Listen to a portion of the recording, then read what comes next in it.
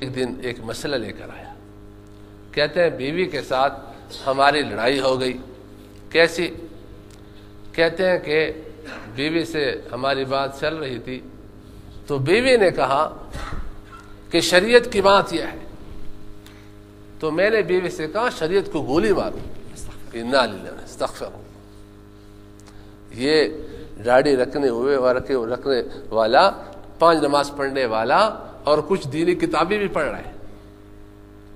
غصے کے موقع پر اللہ تعالیٰ کا نام کوئی لے اور آدمی ٹھنڈا ہو جائے. 1 مہینے سے پریشان ہے لیکن غصے میں ہے کہ ان کو نمٹا دوں، لیکن آپ صلی اللہ علیہ وسلم کا ارشاد سامنے آیا کہ کوئی کارروائی نہ کرنا، اس لیے کوئی کارروائی نہیں کی.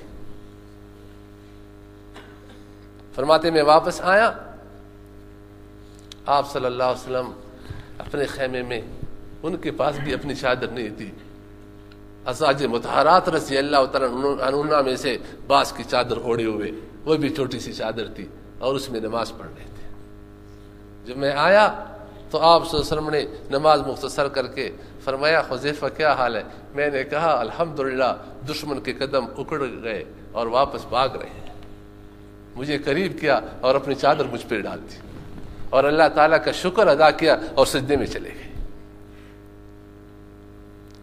اس موقع پر آپ صلی اللہ علیہ وسلم حضرات صحابہ رضی اللہ تعالیٰ عنہم کو تسلی دینے کے لیے یا اشعار رضیہ اشعار پڑھا کرتے تھے. اللہم لا عیش الا عیش الآخرہ، اللہم لا عیش الا عیش الآخرہ فاغفر للانصار والمہاجرہ. اے اللہ حقیقی زندگی تو آخرت کی زندگی ہے، دنیا میں بھوکے رہے پیاسے رہے گزر جائے گی. اے اللہ میرے ان انصار اور مہاجر ساتھیوں کی مغفرت فرما. حضرات صحابہ رضی اللہ عنہ بھی سمجھ جاتے کہ آپ صلی اللہ علیہ وسلم کو یہ خیال آتا ہوگا کہ کہیں بھوک اور پیاسے میرے ساتھی بھاگ نہ جائیں، تو جواب میں کہا کرتے تھے نحن الذین بایعوا محمدا، نحن الذین بایعوا محمدا علی الجہاد ما بقینا ابدا. ہم وہ لوگ ہیں جنہوں نے آپ صلی اللہ علیہ وسلم کے دست مبارک پر بیعت کی ہے، جب تک زندہ رہیں گے جہاد کرتے رہیں گے، اللہ تعالیٰ کے لیے اپنے آپ کو کٹواتے رہیں گے، ہم بھاگیں گے نہیں. اور کبھی کہا کرتے تھے نحن الذین بایعوا محمدا علی الاسلام ما بقینا ابدا. ہم وہ لوگ ہیں جنہوں نے آپ صلی اللہ علیہ وسلم کے دست مبارک پر بیعت کی ہے، جب تک زندہ رہیں گے اسلام پر قائم رہیں گے. آج انجوز کی وجہ سے استغفر اللہ استغفر اللہ. اسلام جائے تو جائے، پیسہ آنا چاہیے. انجوز میں کیوں جاتے ہیں ملازمت کے لیے؟ استغفر اللہ. لڑکیوں کو بھی پیش کر رہے ہیں. استغفر اللہ. ایک ساتھی نے بتایا کہ ایک ڈاکٹر خوزدار یا کسی ڈاکٹر نے کہتے بتایا کہ جوان لڑکیاں اسقاط حمل بچہ گرانے کے لیے آ رہی ہیں، اور اکثر وہ لڑکیاں ہیں جو انجوز میں کام کر رہی ہیں. واہ ماں باپ، بے غیرت ماں باپ. اللہ نے لڑکی اس لیے دی ہے کہ تو اس کو زنا کے لیے پیش کر، بے حیائی کے لیے پیش کر. آپ صلی اللہ علیہ وسلم نے جو امت تیار کی ہے اس امت کا جذبہ دیکھیے کہ بھوک کی وجہ سے پیٹ پر پتھر باندھی ہوئی ہے، شدید سردی ہے، بچاؤ کے لیے گرم کپڑا نہیں ہے. آج کمبل کی خاطر، کوٹ کی خاطر تم جوز میں گھس رہا ہے. آج 1 کلو گھی کی خاطر تو وہاں گھس رہا ہے. کیا چیز اللہ تعالیٰ نے تم کو نہیں دی ہے؟ کوئی ایک آدمی کھڑا ہو جائے جس کے کپڑوں میں پیوند لگے ہوئے ہوں. جبکہ خلیفہ المسلمین امیر المومنین حضرت عمر فاروق رضی اللہ تعالیٰ عنہ، ایک زمانہ تھا، ایک علاقہ فتح ہوا، مسلمانوں کا لشکر گیا، یہود سارے قلعے میں اکٹھے ہو گئے. کون آئے؟ انہوں نے کہا کپڑے پٹے ہوئے ہیں، باس کے جوتے پٹے ہوئے ہیں، باس کے پاؤں میں جوتے بھی نہیں ہیں،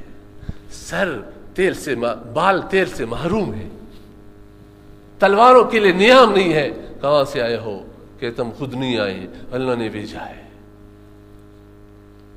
یا مسلمان ہو جاؤ یا جزیہ دو اور یا میدان میں آؤ. انہوں نے کہا کہ تمہارا امیر المومنین کون ہے, کس نے بھیجا ہے؟ کہتے مدینہ منورہ سے حضرت عمر فاروق رضی اللہ تعالیٰ نے بھیجا ہے. انہوں نے کہا ایک گزارش ہے, اپنے امیر المومنین کو ہمیں دکھا سکتے ہو؟ ایک نظر دکھاؤ, اس کو ہم دیکھنا چاہتے ہیں, تو شاید ان کے دیکھنے کے بعد ہمارے اور آپ کی لڑائی ختم ہو, لڑائی نہ ہو. ان کے علماء نے تورات کھول کر دیکھنا شروع کیا. پیغام آیا, اے خلیفۃ المسلمین, اے امیر المومنین, اگر آپ تشریف لائے تو شاید لڑائی کی نوبت نہ آئے. مشورہ ہوا, طے ہوا جانا چاہیے. بڑی مہذب قوم ہے, مالدار قوم ہے. میرے پاس جو کرتا ہے اس میں تو 14 پیوند لگے ہوئے ہیں اور نیا کرتا نہیں ہے. ایک صحابی رضی اللہ عنہ کھڑے ہوتے ہیں, میرے پاس نیا کرتا پڑا ہوا ہے, وہ لے جاؤ. بیرونی سفر پہ جا رہے ہیں. چلے گئے, کرتا لے آیا, وہ کرتا پہنا. تھوڑی دیر آگے چلتے گئے, چند قدم چلے, واپس آئے. فرمایا میں تو اسی کرتے میں جاؤں گا جو آپ صلی اللہ علیہ وسلم کے زمانے میں پہنا کرتا تھا, میں اس میں نہیں جاؤں گا. پھر کرتا اتارا. غلام سے کہا کہ سفر طویل ہے, سواری ایک ہے, اس لیے ایک منزل آپ سوار ہو کر جائیں گے, میں پیدل چلوں گا. ایک منزل میں سوار ہو کے جاؤں گا, تو پیدل چلے گا. کوئی دکھائے عدالت؟ عدالت کے صرف روح ہمارے پاس ہے. جب آخری منزل آئی اور سامنے لوگ بیٹھے ہوئے ہیں, تو غلام کی باری آئی اونٹ کے اوپر سواری کی, اور امیر المومنین کی باری پیدل چلنے کی. غلام نے کہا کہ اب آپ ہی اوپر آپ کو رہنا چاہیے, اس لیے کہ لوگ استقبال کے لیے کھڑے ہیں, ورنہ لوگ مجھے سلام کریں گے, سمجھے کہ یہ غلام جا رہا ہے پیدل. تو عزت اور حکمت کا تقاضا یہ ہے کہ اب آپ سواری پر سوار ہو جائیے اور میں پیدل چلوں گا. حضرت فاروق اعظم رضی اللہ تعالیٰ نے کیا فرمایا کہ ہم کو آپ صلی اللہ علیہ وسلم نے جو تعلیم دی وہ تعلیم یہ نہیں ہے کہ سواری کے اوپر ہو تو تمہاری عزت ہو, پیدل تو تمہاری عزت نہ ہو. ان اللہ اعزنا بالاسلام, اللہ تعالیٰ نے اگر ہمیں عزت دی ہے تو اسلام کی وجہ سے دی ہے. اور اب عدل کا تقاضا یہ ہے کہ تیری باری ہے تو اوپر رہے, میں نیچے رہوں گا. اس لیے نیچے چلتے ہوئے آگے پہنچے. وہ کتابیں کھول کر دیکھ رہے, پیوند کو گنا. کہتے ہماری کتابوں میں لکھا ہے کہ مسلمانوں کا امیر المومنین جب اس علاقے میں داخل ہوگا تو کپڑے میں 14 پیوند لگے ہوئے ہوں گے اور خود پیدل چل رہے ہوں گے, اور ان کا غلام سواری کے اوپر ہوگا. یہ خبر ہمیں پہلے دی گئی ہے.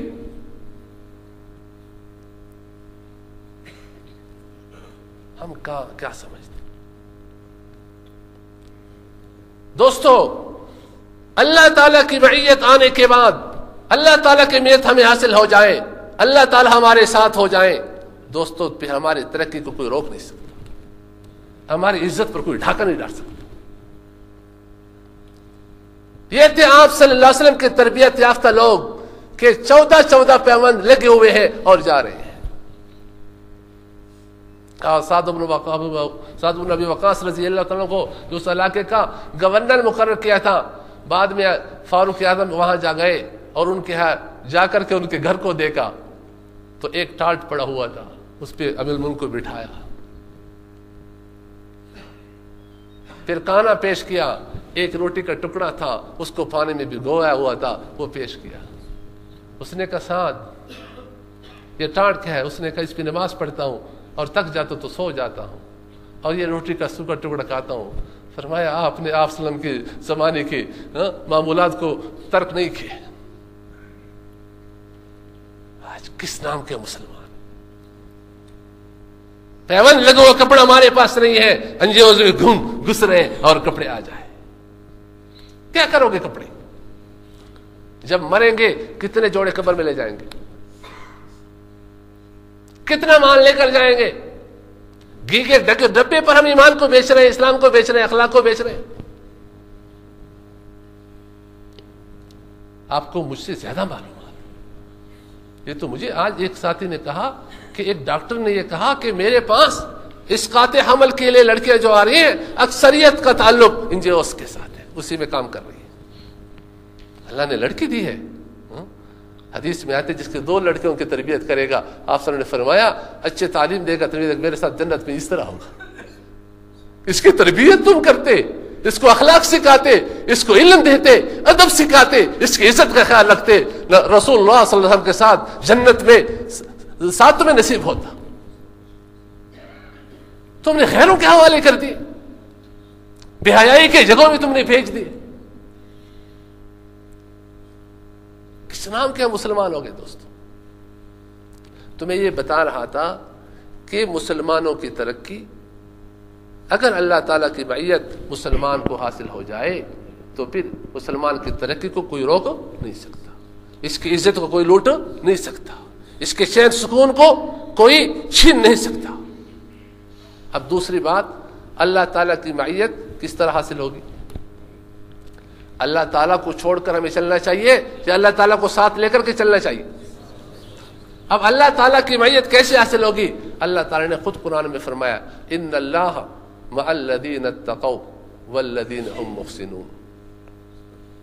اللہ تعالیٰ ان کے ساتھ ہے اتقوا, جو تقوی اختیار کی ہوئی ہے, وہم محسنون, اور جو اچھے کام کرتے ہیں. بس 2 کام ہم کریں, جو گناہ کے کام ہیں ان کو چھوڑ دیں, اور جو اوامر ہیں کرنے کے کام ہیں ان کو ہم کر لیں, تو اللہ تعالیٰ کی معیت ہم کو حاصل ہو جائے. آج تو اللہ معاف فرمائے, آج سورہ میں وہاں بیان تھا, اچھے لوگ تھے ماشاءاللہ, سب نے اچھے وعدے کیے. یہاں ائمہ سے میں سنتا ہوں کہ فجر کی نماز میں امام منتظر ہوتے ہیں کوئی مقتدی نماز کے لیے آ جائے. استغفر اللہ. نماز اللہ کا حکم ہے یا نہیں؟ ہاں, اللہ تعالیٰ کا حکم ہے یا نہیں؟ ہاں, ارکان اسلام میں سے ہے یا نہیں؟ اور آپ صلی اللہ علیہ وسلم نے فرمایا من ترک الصلاة المفروضہ متعمدا فقد کفر, اور کما قال صلی اللہ علیہ وسلم, جس نے ایک نماز بھی قصدن قضا کر دی وہ کافر ہو گیا, مرتد ہو گیا. کئی صحابہ رضی اللہ تعالیٰ عنہ کا فتویٰ ہے کہ قصدن ایک نماز قضا کرنے والا وہ مرتد ہے, اس کی بیوی اس پر حرام ہے, اس کے بعد پھر بھی جائے گا تو جتنی اولاد ہوگی حرام ہی ہوگی.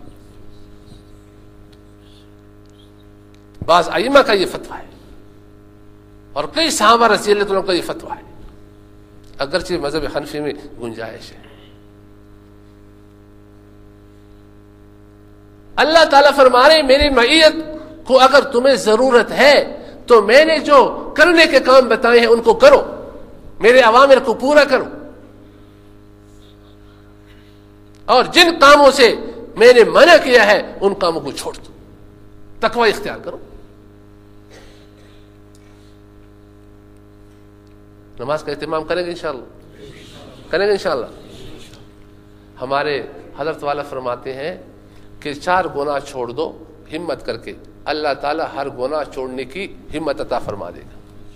صرف 4 گناہ ایسے ہیں اگر تم نے وہ گناہ چھوڑ دی ہمت کر کے, ارادہ ہے چھوڑنے کا انشاءاللہ. دیکھو گناہ چھوڑنے پر اللہ تعالیٰ کی معیت کی دولت ملے گی, اور اللہ تعالیٰ کی معیت ہوگی, پھر مزے کرو, بے خوف و خطر گھومتے رہو, تیرے چین کو سکون کو کوئی چھین نہیں سکتا. فرمایا کہ 4 گناہ ہے ہمت کر کے وہ چھوڑ دو, اللہ تعالیٰ ہر گناہ چھوڑنے کی طاقت عطا فرما دے. نمبر 1, مردوں کے لیے داڑھی منڈانا اور 1 مٹھی سے کم کاٹنا حرام ہے. بعض لوگ کہتے ہیں کہ داڑھی رکھ لے تو